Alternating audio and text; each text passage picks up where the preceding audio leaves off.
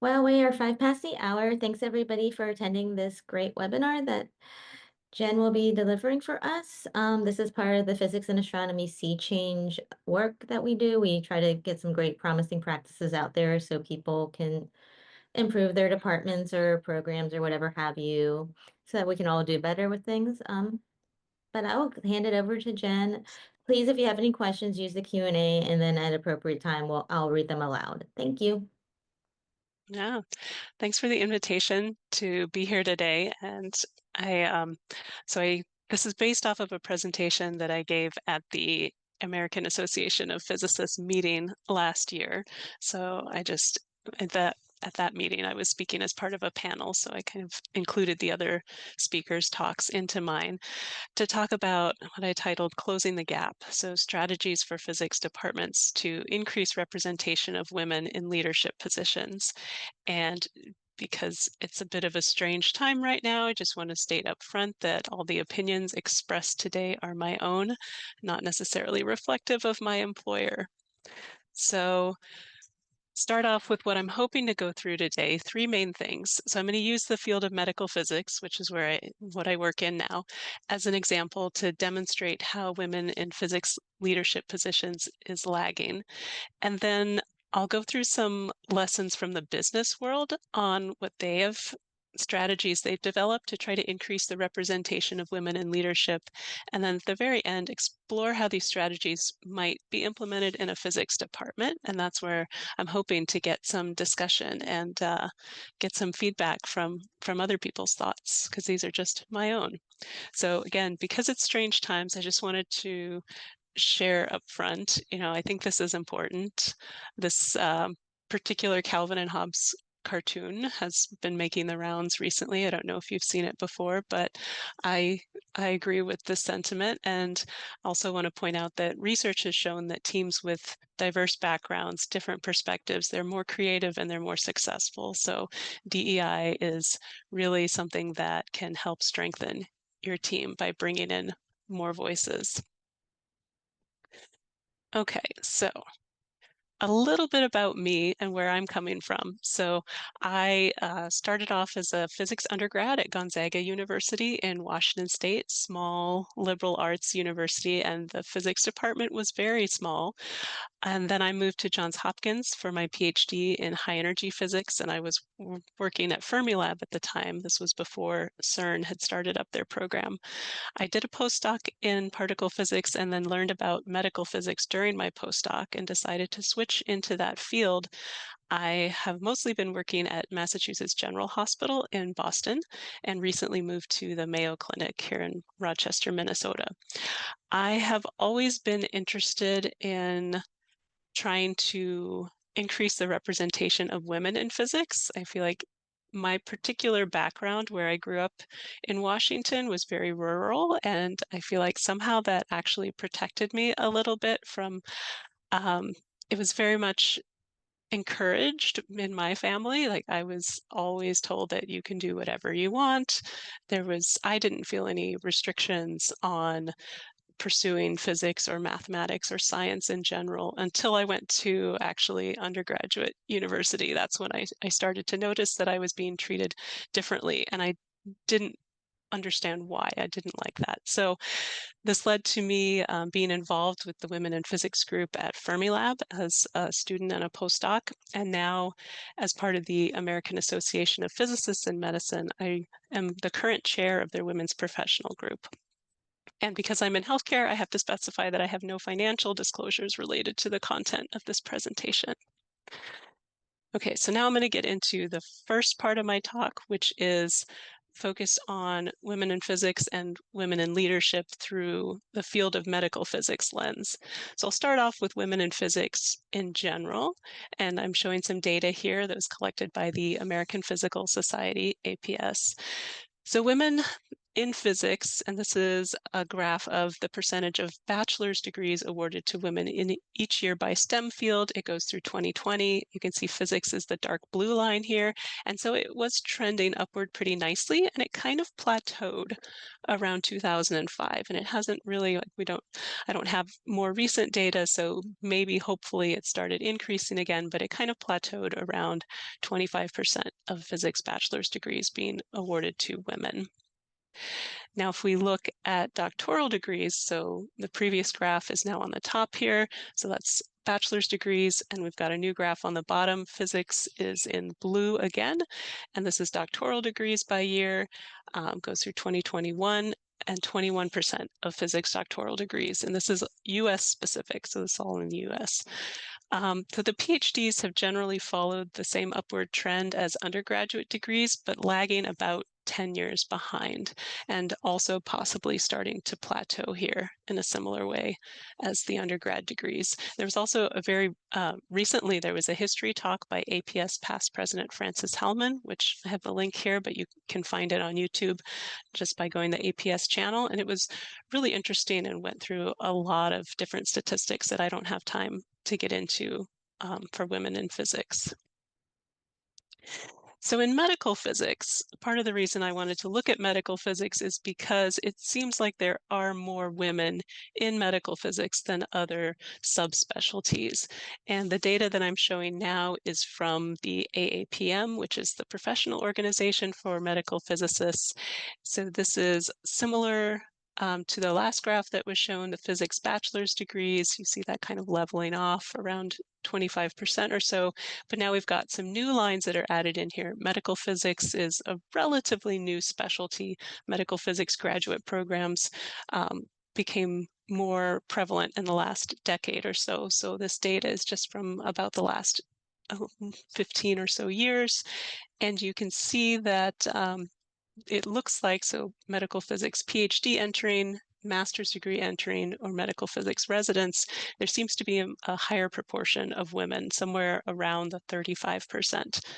So it seems like there are more women in medical physics. If you look at membership in the AAPM in 2019, they had just under 9,000 members, and you could opt to self-report your gender, and that just over 23% were self-reporting female gender, which was an increase from 20% 10 years prior.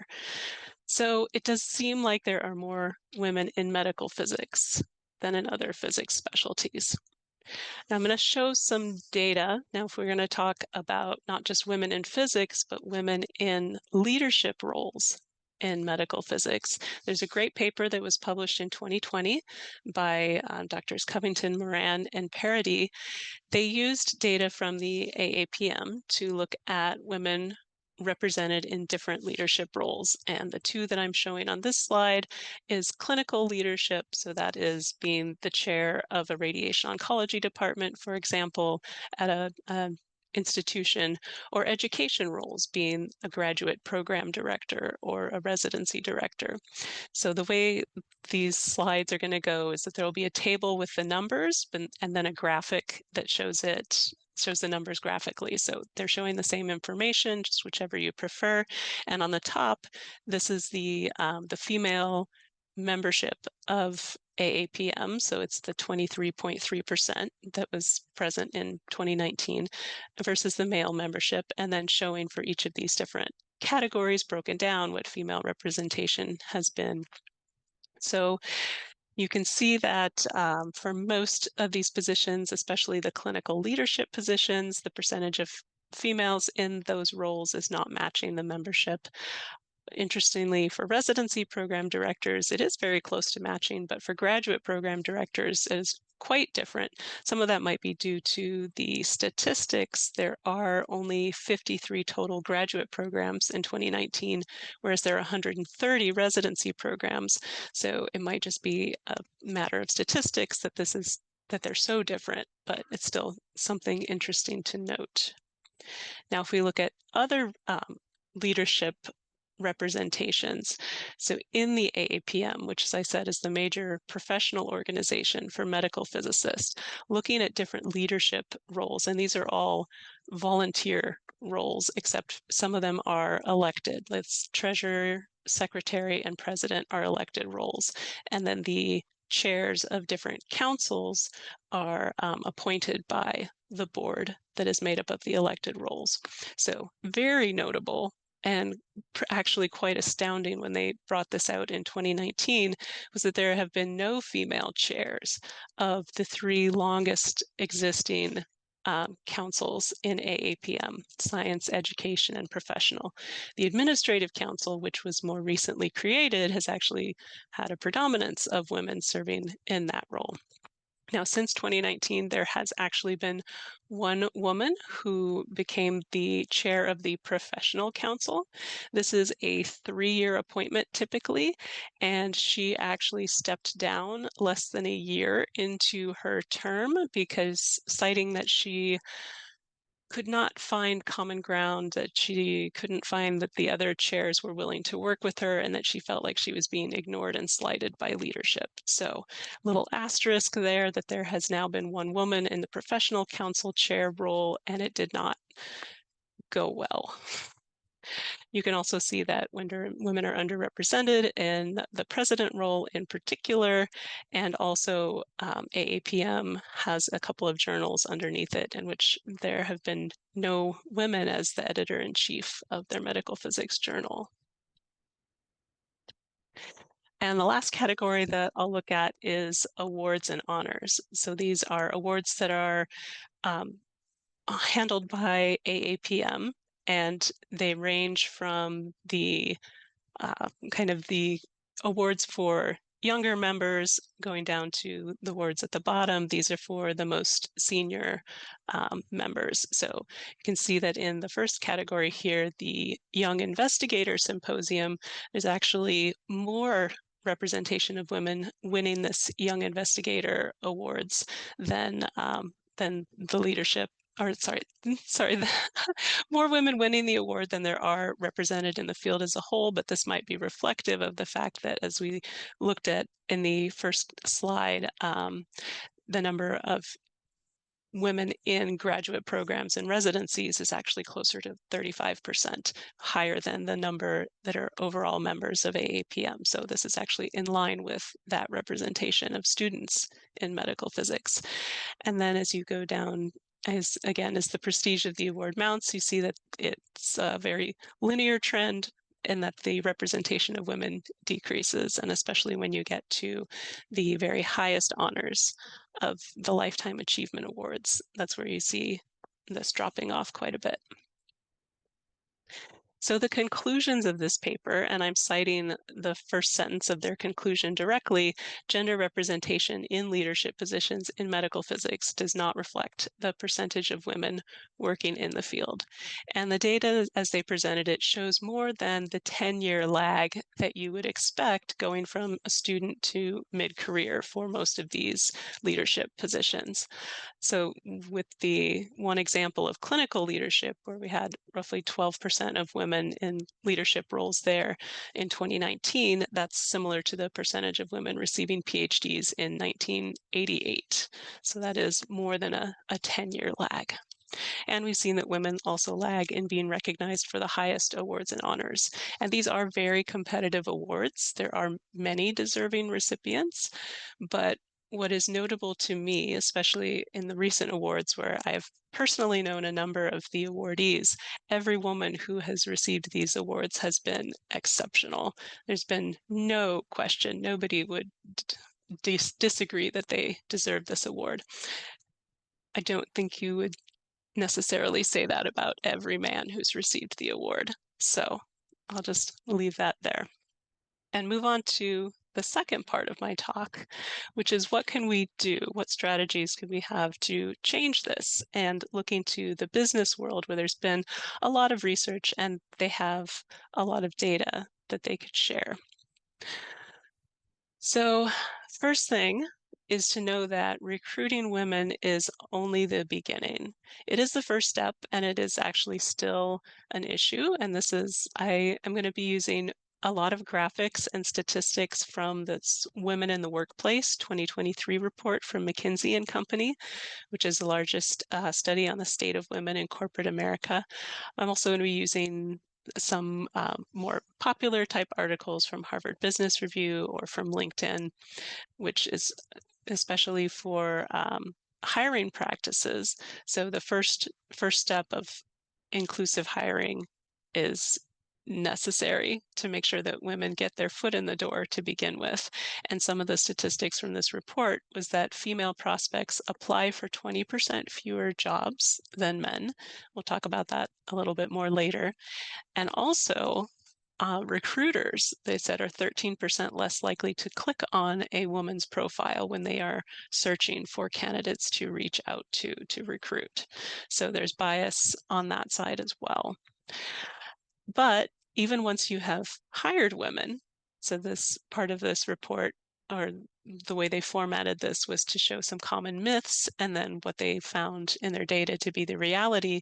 So that idea that the biggest barrier to women advancing into leadership is this glass ceiling, that they get so far and then no higher.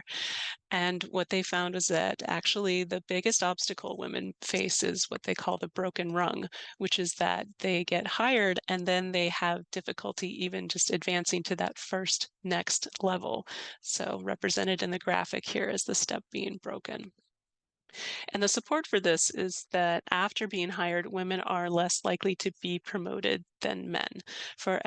This is based on data from 2017 to 2018, for every 100 men promoted from entry-level positions, only 87 women or 82 women of color would be promoted. So from that very beginning, from that first step up the ladder to leadership, men outnumber women, and women just never catch up. They just fall farther behind. So the strategy that is proposed in this report to deal with this, or at least the first strategy we'll look at, is to focus on promoting women to that first management level, trying to keep the field level going up as you go. They note some of the challenges with this. Women are less likely than men to put themselves forward for promotion, and they are also less likely to be recommended for promotion by their supervisors. So again, getting into a little bit of possible bias there. And this graphic is showing you, at least again from this report, based on aggregating over different businesses and industries, showing you how the representation of different groups changes as you go from entry level to manager to senior manager. And you can see, especially for women of color, the fall off is pretty dramatic, but for all groups, it is. Oops, you see the decrease. So their recommendations, their strategy for overcoming this, to focus on promoting women, is to set goals for recruiting and promoting women at all levels, but maybe even an extra focus on entry level, so that prepares them for the next step. And then the report emphasizes that you have to track whether these goals are met. It's not enough just to say that you have a goal. You actually have to look and see if you're meeting that goal, look and see if there's any change. They suggest sharing those goals and metrics with employees for transparency. Especially again in the current environment, we want to emphasize that this is not a quota. It's encouragement to consider all candidates equally. So one strategy they propose is that you should support and reward managers who build up and promote their team.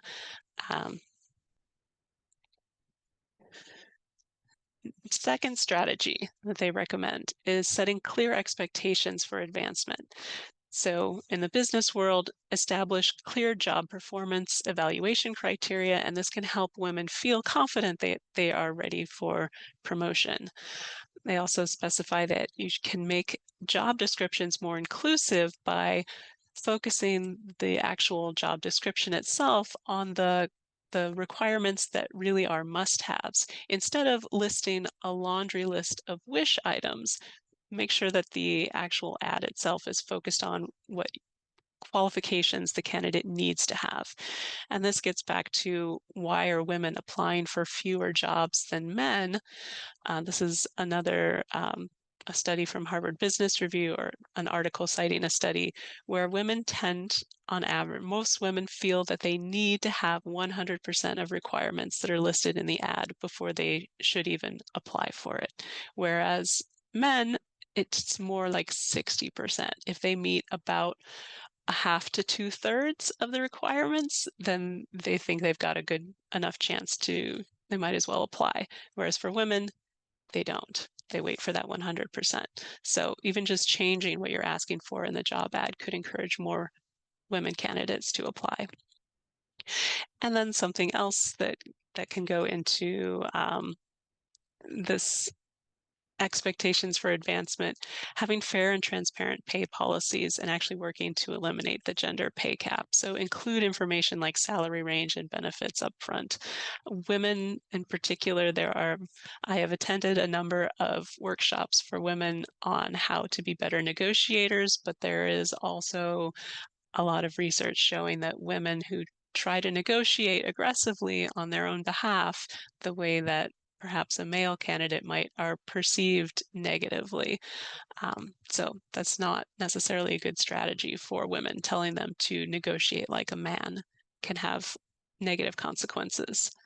Uh, and just to note on the graphic on the side here is another myth that has made it as into common knowledge, is that women aren't as interested in getting promotion. They don't pursue it. They don't seem like they care about getting to the next level. But according to surveys, it that doesn't borne out by the data, that women are just as interested in getting promoted as men are. So another strategy for getting women in leadership positions is to offer flexible work opportunities, and particularly provide flexibility in when and where work gets done.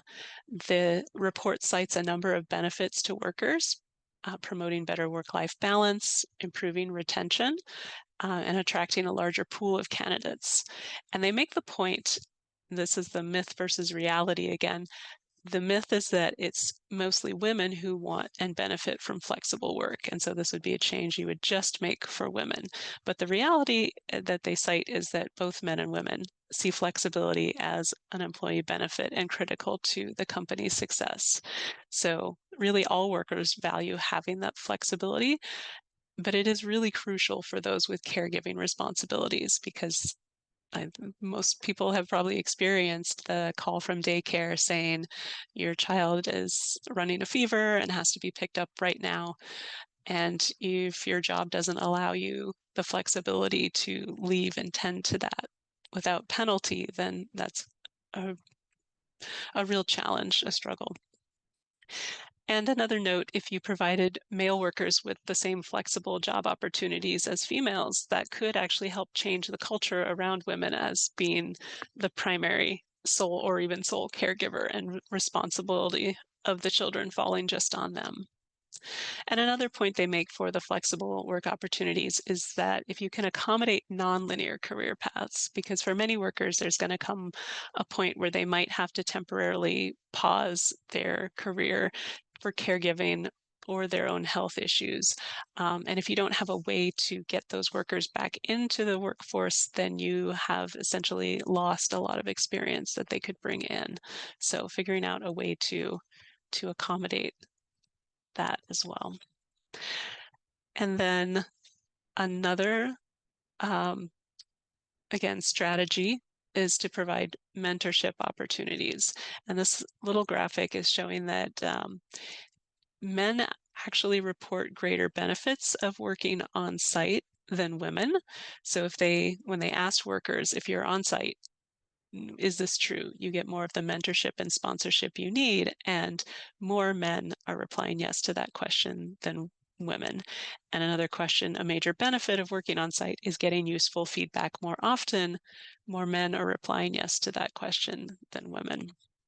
So even though there might be some mentorship provided already, or informal mentorship that's happening between employees working together, it's at this point might not be fairly distributed. It might be falling more to the privileged groups than others. So there are lots of workshops for women on building leadership skills, but just knowing the skills isn't always enough to guarantee your advancement. Having a mentor, this is someone that could advise a mentee on what should be their next steps. Like, you've done these things, this is what you should be asking for, these are the opportunities you should be looking for, this is where you should go next, and giving them advice on how to present themselves, how to polish up their CV, what people to talk to make that next step. So this data is showing that men are more likely to be mentored and sponsored than women. There's also this gap between having, so there's some women might prefer to be mentored by another woman, but there are fewer women in leadership, and they are often pretty oversubscribed with all of these mentoring requests. And so that might also be a barrier to having a mentor who's gone through the same things you have, is that the women that are there can't do it all. So if you can, as an institution, as an organization, if you can provide mentorship to everyone and make sure that the load is distributed across all the possible mentors, that would really level the playing field. So recommendations they give: managers should be encouraged to sponsor their junior staff. Again, that idea of supporting managers who promote and build up their team and advance their team. Another recommendation they have was that institutions could provide social and networking opportunities during working hours. Um, may have experienced, women may not be invited to after hours events, and probably not even a deliberate oversight. Like, sometimes it's just a couple of people chatting and being like, hey, let's go out and do this, and doesn't think to include a larger group. Or again, because of caregiving responsibilities, they might not be able to stick around after work and go to something. So having these opportunities during working hours can make them accessible to more people. And then the last one I wanted to cover here, the last strategy, was to make sure that you are recognizing contributions, all of the contributions that women are bringing to an organization. And in particular, there's a few examples from the report here, but in general, women tend to be involved in initiatives that support the working environment, but are not recognized formally. So these could be things like checking in on team members, providing help or support if someone is feeling overwhelmed, or again, that flexibility. Somebody has to go pick up their kids, somebody else has to pick up what they were supposed to accomplish that day.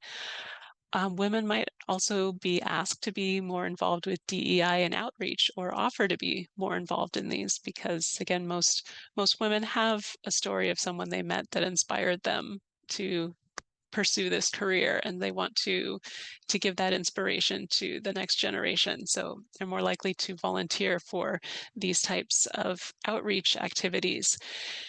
And also sometimes there's internal social activities for the institution that are meant to boost morale, and you'll frequently find that those committees will be staffed primarily with women. So all of this, I call it hidden labor.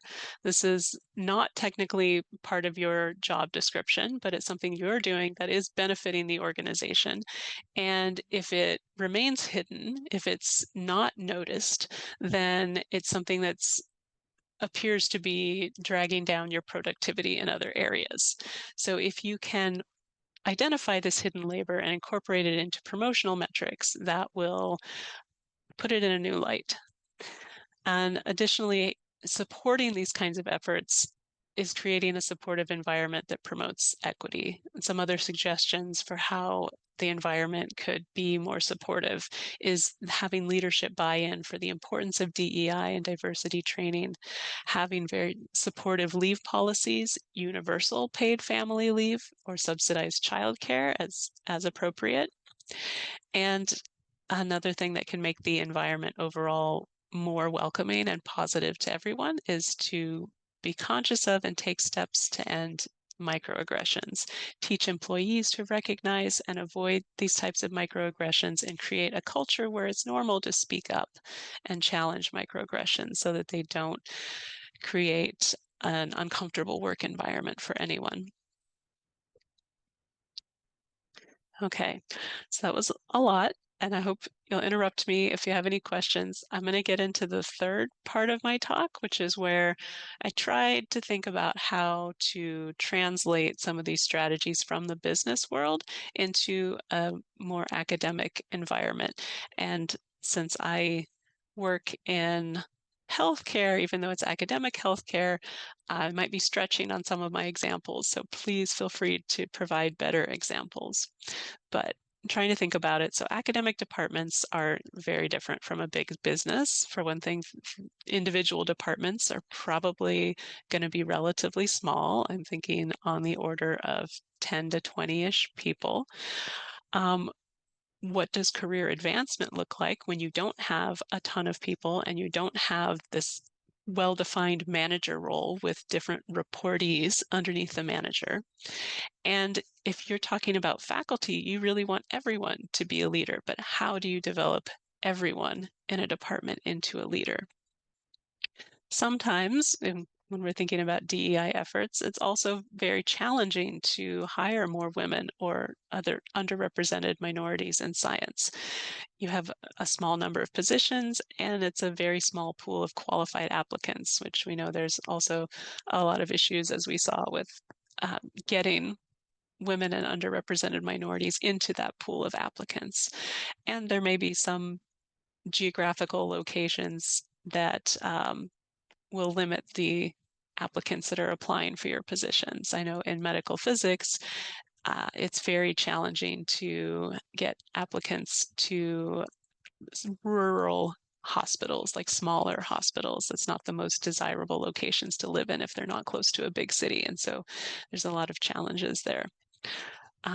Again, I have a few suggestions that I'm going to go through, but I'd love to hear what other people think. So I'm going to follow along kind of the same structure as I just went through for the different strategies. So if we're talking about promotion and leadership, so academia doesn't have managers necessarily, but it does have professorship levels, the assistant, associate, full professor. And this is a very natural promotion ladder, and it's easy to measure metrics on it. It might be small statistics, especially if you're looking at one department, but if you expand it to the entire institution, then you might get better statistics, although the distribution of women, for example, will change in different departments. So things you can think about in terms of equity for academic promotion, if the tenure clock is a consideration, that can have an impact on women in particular if they have caregiving responsibilities earlier in their career. This could be a relatively big impact. So how do you handle that with a tenure clock? And just in general, based on your processes, is there anything that the department could do to help women succeed in achieving that next step in professorship? Now, for leadership, evaluate what opportunities exist and how frequently do they change hands. For example, there can only be one chair of the department at a time, but is that a lifetime appointment? Does it rotate? Is it determined by the person who's in it when they decide to step down, or is it something that's predetermined? Like, as I was talking about with the AAPM leadership roles, it's a 3-year term and then it goes to someone new. So you only have one chair, but what other leadership opportunities exist in the department, whether it's committees or being appointed on other institutional committees, and how often do those roles turn over? And is there an opportunity to rotate and give everyone the opportunity to serve in these roles? How do you consider leadership outside of the institution? So there's maybe a limited number of roles inside the institution, inside the department, but what about leadership in professional organizations, research collaborations? How are those accounted for, and are those available to people? And I did want to make the point that when you are considering women for being on committees, I would hope that you would consider them for the leadership role and not just in a secretarial or administrative role. I know that I have experienced that where I've been invited to a meeting and I thought I was bringing my expertise, and instead I was asked to take the minutes or to take over organizing the meeting time on everyone's calendar. And that's not necessarily the expertise that I was planning to bring to that group. So this still happens. And another thing that I have seen before, if you create a new role and one that is popular now that I have seen in the past, is creating a role such as the chair of DEI or the leader of a new DEI committee. If you're creating this role, make it meaningful. Like it shouldn't just be a title. It should also have some allocated resources, something that the group, like set of goals that the group is working towards, and that it's there is a group and it's not just one person given a title. So make it meaningful. Second thing we went through, setting clear expectations. And this is something that I have also seen. We often forget that someone with a different background coming from a different perspective might not know some of the hidden rules that we take for granted or might not even realize exist. So one example that I thought of is a first generation college student maybe wouldn't realize that they could go to office hours and ask the professor questions and get help with homework that they didn't understand there. So they could be missing out on utilizing a resource that other students knew about. So think about if there are any hidden rules that would apply in your department to your promotion process. There's, I've certainly run into a few when I was at Mass General Hospital. My faculty appointment was through Harvard, and there were certainly some hidden expectations that you didn't necessarily know about unless you talked to the right person. And maybe it's that you have to serve a certain number of years on this particular committee, and being on a different committee doesn't count. And you might not know that unless you had a mentor who informed you. Another benefit to setting clear expectations, if you have written criteria, this could reduce the impact of implicit biases. It can help for someone to see that they are qualified for a position. It can also help a supervisor realize that this person is qualified. One of the things when I was in Boston, one of the pieces of advice that I got early on was that I should start following the sports teams, even though I'm not necessarily a huge sports fan, especially not football and hockey were not my favorite sports. But I was told that if I could join the water cooler talk about last night's game, I would be creating a stronger network with some people in leadership, and that I would be more likely to be considered for opportunities if I had that network. So that's the kind of thing that can still happen and might not be inclusive of everyone. I know that, and I've heard this from other people too, and in relation to the AAPM and the honors and awards in particular, some of the reluctance about writing down criteria for promotion or awards is that nobody wants to create something that someone might view as a checklist. Like, oh, if I do this, this, this, and this, then I'm going to get this award. And especially for something that's a very limited quantity, like a Lifetime Achievement Award, there's going to be a lot of people who will meet all of those criteria, and they're not all going to be able to get that award. So we need to find some kind of a balance, though. Like maybe it's not a checklist, but you also don't want it to be a black box where nobody knows what's going on. So I would say in general, strive for greater transparency around promotion so that people can know if they're on the right track. Now back to that idea of providing mentorship and sponsorship. So again, small department, it might be challenging to provide mentorship to everyone without having everyone mentoring each other. But keep in mind that mentors don't have to be in the same department or even at the same university. Uh, it might actually be helpful to have an outside perspective, especially for promotion. Somebody else who can look at your CV and say, "Oh, these are the kinds of things that I would expect to see someone having for before they go to associate professor level," for example. And really, you should be encouraging your faculty to build up a mentorship network rather than trying to rely on just one person for everything. And I have this little graphic here, which I was given to me in one of my many leadership workshops that I went to. I thought it was a nice little graphic where you would try to draw out your mentorship network. Ooh, oh, sorry about that. Teams. Um, and so you can see that below the line, you've got people that are junior to you, and so they're people that you're mentoring. Then you've got peers that you could be mentoring each other, and then you've got senior leaders uh, who might be mentoring you, and they had different little codes here for whether they're helping you get your work done, whether they're advancing your career, or whether they're giving you personal support. And in this example, you could have one person serving in multiple roles. So nice little, you don't necessarily have to draw out your own graphic, but maybe a nice thing to think about. Sponsorship is harder to provide than mentorship. Sponsorship, it's easier to match up mentors, and hopefully there's a benefit to both people from the mentoring relationship, but there's not a lot lost if it doesn't work out. Sponsorship is something that requires trust because the sponsor is basically guaranteeing that their protege is a good person for whatever they're recommending them for. And if it turns out that it doesn't work out, then it reflects poorly on the sponsor that they recommended someone who wasn't a good fit for the task. But I would say that we probably don't, at least in the environments I've been in, we don't see ourselves as sponsors often enough. And sometimes it's just not even realizing that sponsorship doesn't have to be this big, huge thing. It can be small things. Like just think about every opportunity you're offered.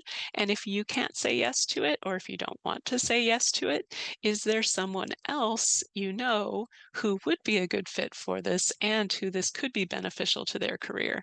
So, examples that I can think of, let's say that you were invited to give a talk at a conference and you can't attend it for one reason or another.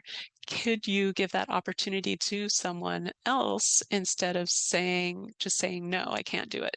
Is there someone, maybe in your lab or someone else in your group who would benefit from giving that talk? And other examples like that. So they don't have to be huge, but every little opportunity could be big for someone. And then I think this might be my last one. So recognizing and valuing the service. And again, back to that idea of the hidden labor, which you can also see. So service work, I would define that as work that provides value but doesn't really count towards promotion, whatever promotion means in your field. And some examples that I can think of in academia or even in medical physics is the person who's organizing student outreach programs. Someone might be carrying a heavier teaching load or a heavier clinical workload than others. Or someone could be mentoring more students or other faculty than their peers are. So those are all things that are beneficial, but they could actually be slowing down the person's progress towards things that are more promotable, like research, publications. Um, so in that way, it could be detrimental to their career. There's also, especially in academia, I don't know how many people have experienced this. Hidden labor can include things like cleaning up the room after a seminar. I've frequently been that woman who looks around after everyone's left and is like, well, if I take this platter of pastries and this coffee and I put it in the break room, it's going to get eaten. Whereas if it just sits here, it's going to get thrown away. So I will do that little bit of tidying up.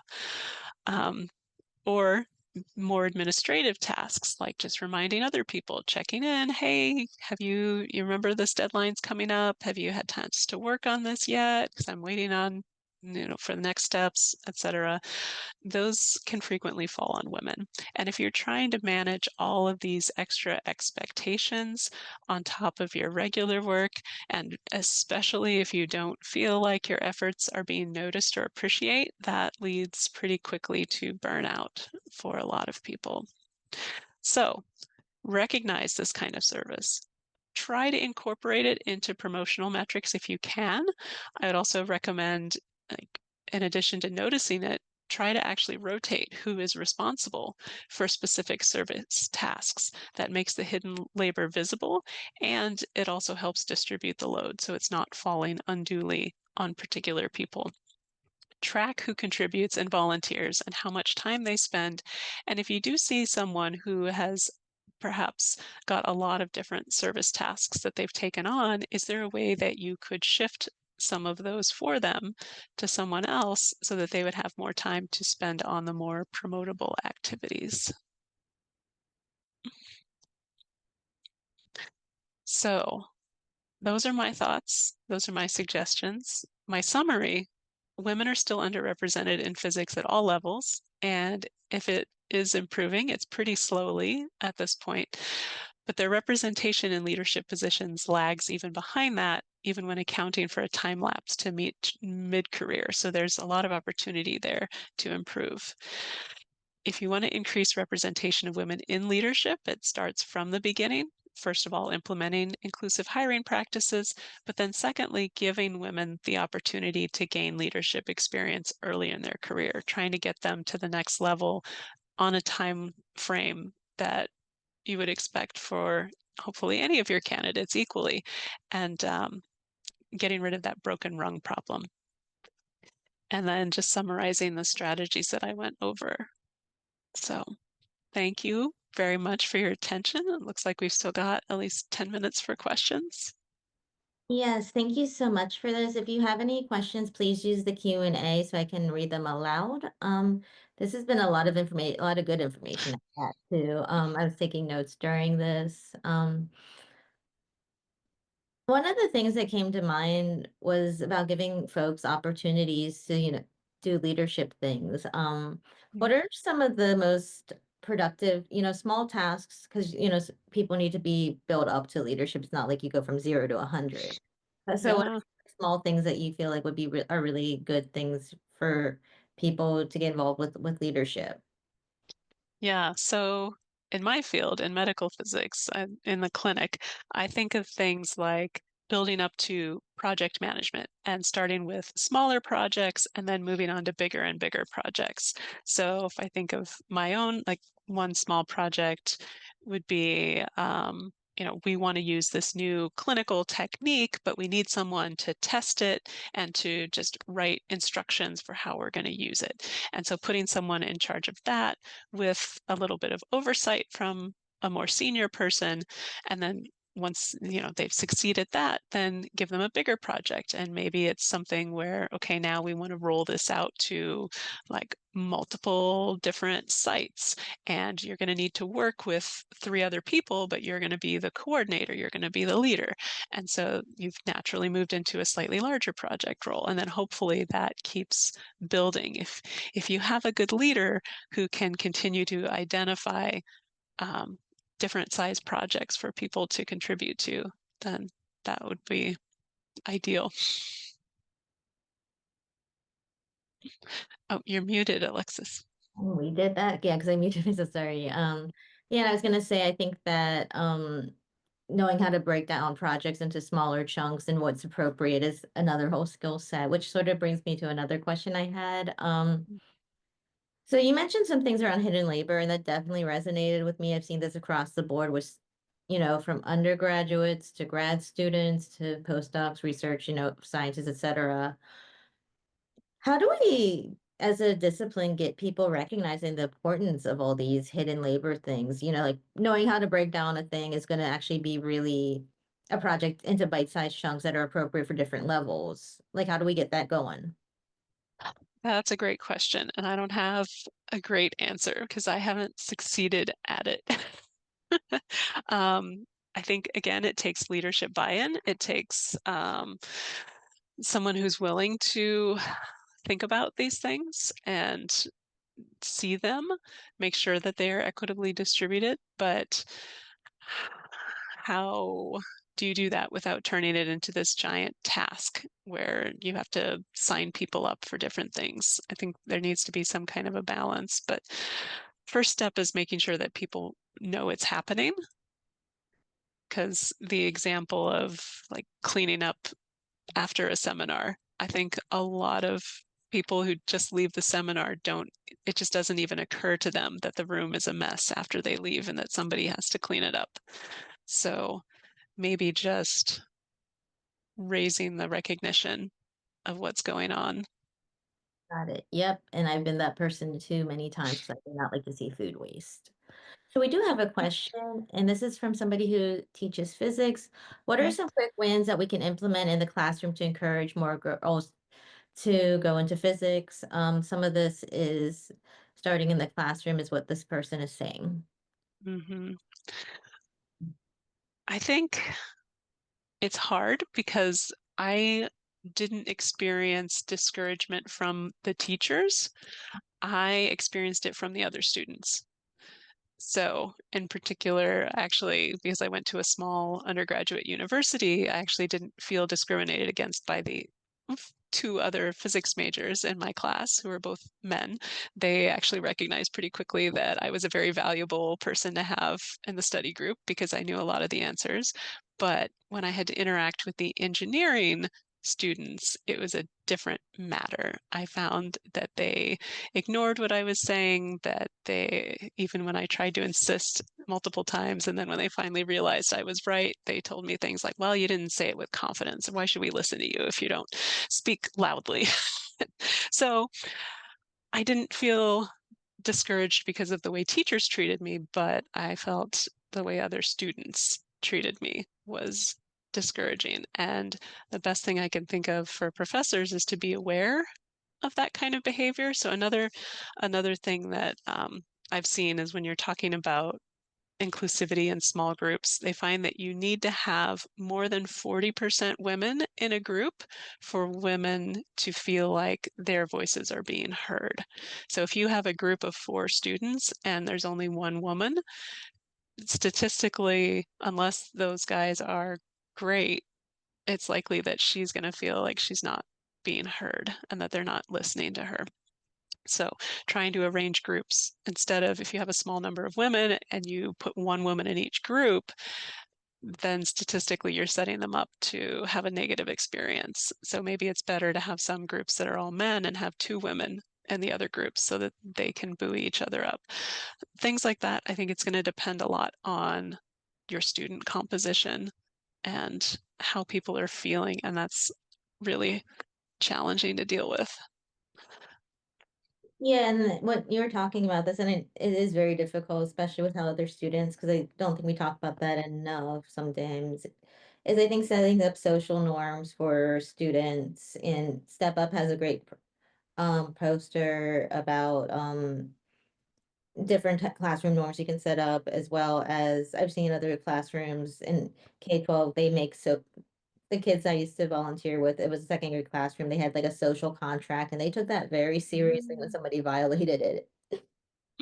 that's awesome. Yeah, and it was just basically, be decent to each other, listen to each other when you're wrong, take accountability. It was in child-friendly terms, but that was Hmm. helpful, I think, for a lot of them.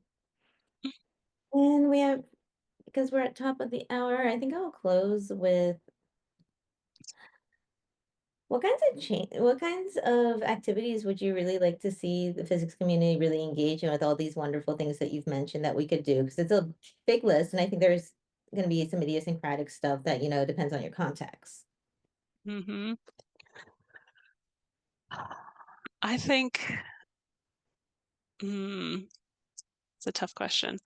I guess I would like to see, one of the things that I've really been thinking about a lot lately is sponsorship, and having that can apply across all levels too. Like I think that students would feel more included if they felt like their professors were actually recommending them for things too. So really at all level, I would like to see people be more conscious of how they can sponsor anyone for anything, and that that could have a really big positive impact on the person they're sponsoring, even if it feels like a small thing to you. Yeah, I really love that, and I like the framing with sponsorship too, especially with like invited talks and whatnot. And we're always organizing conferences. Why not branch out beyond the immediates? And Yeah. with that said, thank you so much for your time. I'm going to stop the recording.